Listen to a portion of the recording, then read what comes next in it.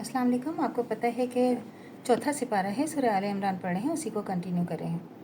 बिस्मिल्लाहिर्रहमानिर्रहीम। ए लोगो जो ईमान लाए हो, अगर तुमने इन अहले किताब में से एक गिरोह की बात मानी तो ये तुम्हें ईमान से फिर कुफ्र की तरफ फेर लेंगे और तुम्हारे लिए कुफ्र की तरफ ले जाने का अब क्या मौका बाकी है, जबकि तुमको अल्लाह की आयत सुनाई जा रही हैं और तुम्हारे दरमियान उसका रसूल सल्लल्लाहु अलैहि वसल्लम मौजूद है, जो अल्लाह का दामन मजबूती के साथ थामेगा और वह ज़रूर राह रास्त पालेगा। ए लोगो जो ईमान लाए हो, अल्लाह से डरो जैसा कि इससे डरने का हक़ है। तुमको मौत ना आए मगर इस हाल में कि तुम मुस्लिम हो।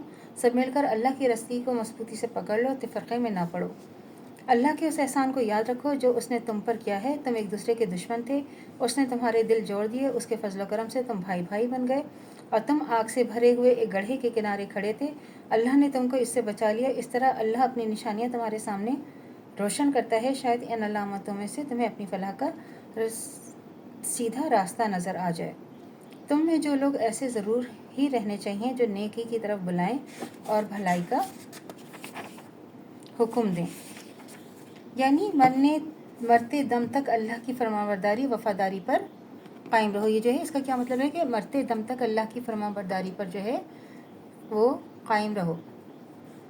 अल्लाह की रस्सी से मुराद इसका दीन है। इसकी रस्सी से इसलिए तामीर किया गया यानी वो रिश्ता है जो एक तरफ अहले ईमान का ताल्लुक़ अल्लाह से कायम करता है, दूसरी तरफ तुम ईमान लाने वालों को ये बाहम मिलाकर एक जमात बनाता है। इस रस्सी को मजबूती से पकड़ने का मतलब ये है कि मुसलमानों की निगाह में असल अहमियत दीन की हो, इसी से इनको दिलचस्पी हो, इसी की अकामत में वो कोशा रहे, इसी की खिदमत के लिए आपस में ताउन करते रहें। जब दीन की असासी तालीमात इसकी अकामत के नस्बुल ऐन से मुसलमान है और इसकी तवज्जुहात और दिलचस्पियात जुज़ियात व फ़रोग़ की तरफ मुनत्तिफ़ हो जाएं और फिर इसमें लाज़िमा तफ़रक़ा इख्तिलाफ़ रूनुमा हो जाएगा, जो इससे पहले अंबिया अलैहिस्सलाम की उम्मतों को इनके असल मकसद हयात से मुनहरिफ करके दुनिया और आखिरत की रुसवाइयों में मुब्तला कर चुका है।